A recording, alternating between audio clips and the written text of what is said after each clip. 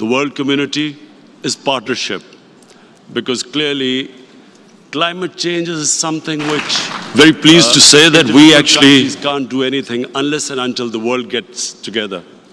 Pakistan only contributes less than 1% to the greenhouse gas emissions. Yet we are number 7 country that is most vulnerable to global warming and climate change. So therefore, we are hoping that the world community contributes, joins in. My 2 fears, what I fear for the future: one, that obviously if the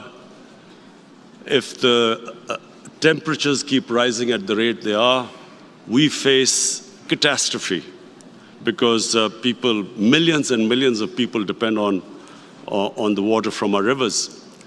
But my other worry is, and this is, I think, even more serious, that the world is not taking it as seriously as it should be. I fear that somehow some countries think that because climate change doesn't immediately affect them, they are not taking this as big as an issue it is going to be. Because eventually, no country will be not affected by climate change.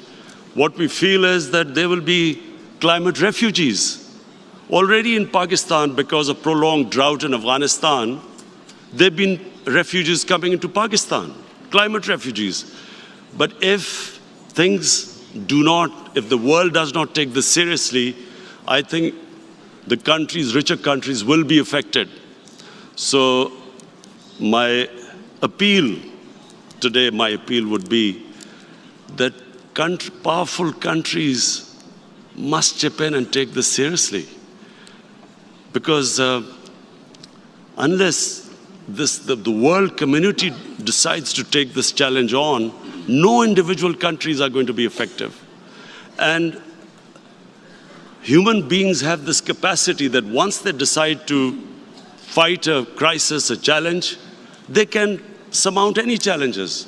But problem is, do they understand the gravity of the situation? And I hope by the time this conference ends, most of the world leaders do. Thank you. Minister Khan, I understand you have to leave. Thank you for your efforts and thank you for your brevity. I appreciate it. We're going to move now to Prime Minister Solberg of Norway. Can you please share how Norway and others are enhancing climate commitments and promoting nature-based solutions to restore the ocean, reduce deforestation, and support the SDGs? Well, Excellencies and delegates, we need to step up, to speed up, and to scale up. This is the message that the young people across the world have given us.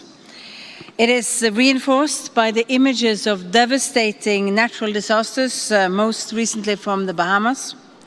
And Norway is responding with increased ambition and action.